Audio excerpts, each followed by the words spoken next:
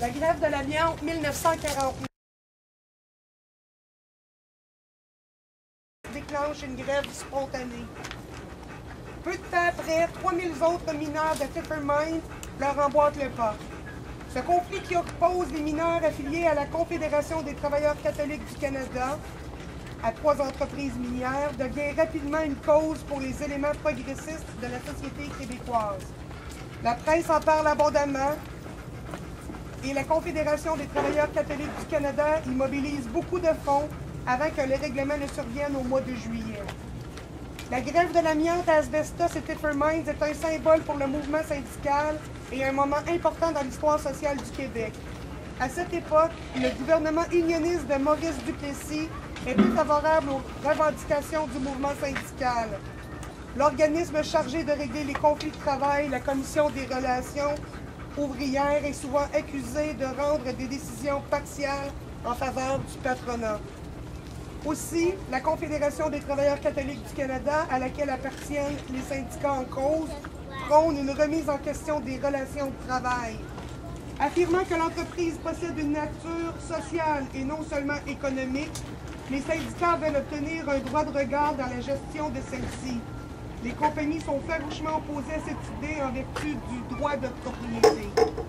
En plus de réclamer un droit de regard dans la gestion, les syndicats réclament une augmentation de 15 cents l'heure, l'élimination de la poussière d'amiante et la retenue à la source des cotisations syndicales. On ne rentre pas ce soir! On n'ira pas s'enfoncer au cœur du monde dans la nuit ouvrière pour réveiller la bête à cache qui y sommeille. Berçons la John Manville pour qu'elle s'endorme.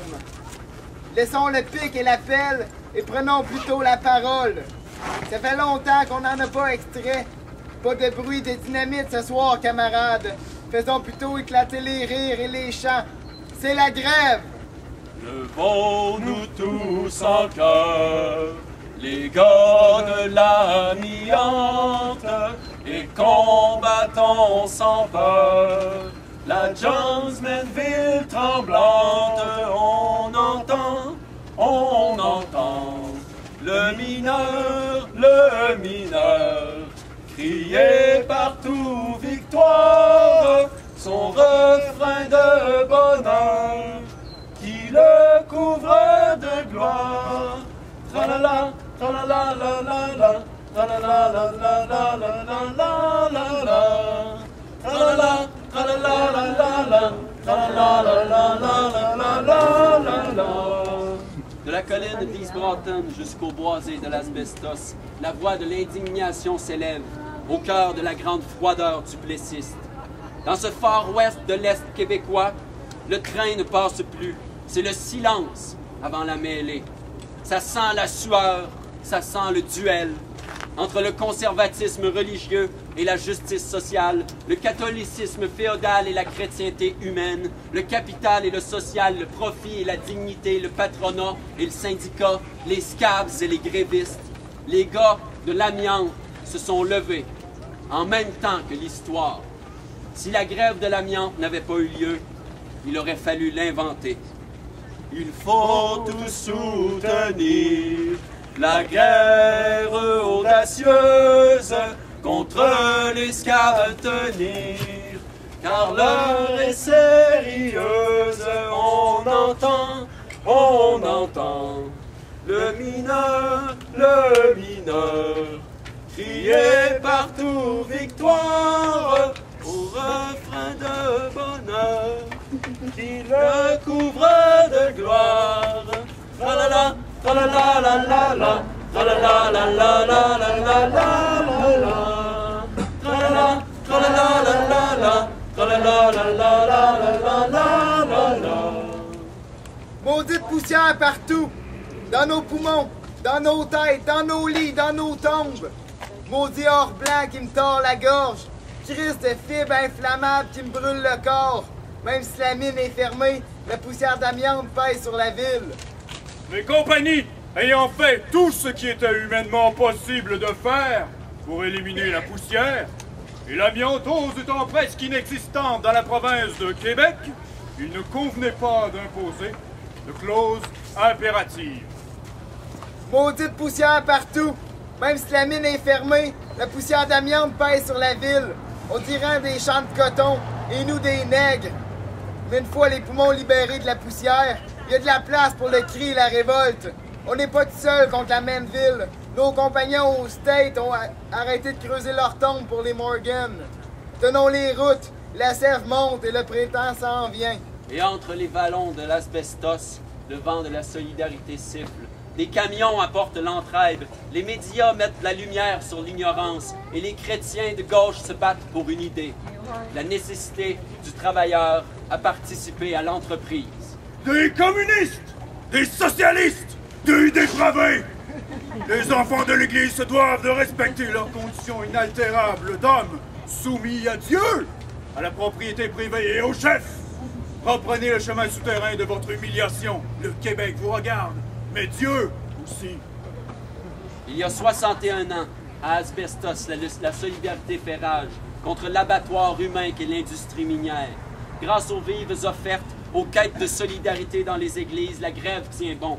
Au début mai, après des négociations infructueuses, des mois de scab, de police d'État et de faim, des milliers de personnes d'un peu partout, femmes et enfants, libres penseurs et gens des villages, mais surtout les frères ouvriers de la Lake, la Belle et la Flintcott, viennent en renfort au pays de l'or blanc pour renverser l'humiliation.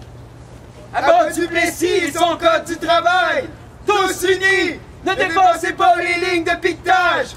Vive Picard! Vive Marchand! Vive la CDCC! Longtemps s'il faut rêver, conservons notre calme, luttant sans s'énerver. Nous obtiendrons la palme. On entend le mineur crier partout victoire, son refrain de bonheur qui le couvre de gloire. Tralala, tralala,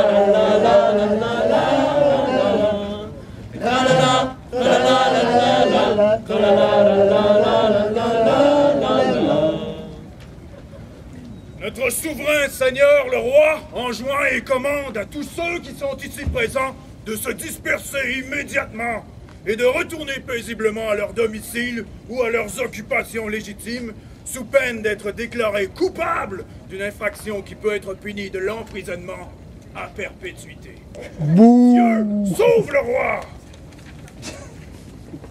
Certains, armés d'un courage sans fin, d'autres de bâtons et de fusils, résistent à ce viol du droit de se rassembler, de s'organiser et de lutter. Ils renvoient les briseurs de grève, bloquent les routes, brûlent des voitures de police. Ils nous auront peut-être, mais il nous faudra nous passer sur le dos. Et ils le firent. La police politique de Duplessis, payée en bonus par la Manville, après 80 jours de grève, envoie un message clair. Elle charge les manifestations armes au poing, invitant à coups de matraque à retourner paisiblement à leur domicile, ces hommes sculptés à même la mine. Et comme si 180 arrestations n'étaient pas assez, près de la moitié se feront interroger à coups de poing, à coups de pied et autres barbaries qui n'atteignirent ni le cœur, ni la raison de cette lutte. La cause était trop juste, trop claire, et l'action trop décidée. Longtemps s'il faut gréver, conservons notre calme, luttant sans s'énerver. Nous obtiendrons la palme. On entend le mineur, crier partout victoire, son refrain de bonheur, qui le couvre de gloire. Et après 25 ans, et une autre grève de l'amiante, au plus profond de leurs 20 000 pieds d'humiliation, les mineurs gagnèrent leur plus grande bataille. Il n'y aurait désormais plus de coton, il n'y aurait plus de nègres. Tralala, tralala,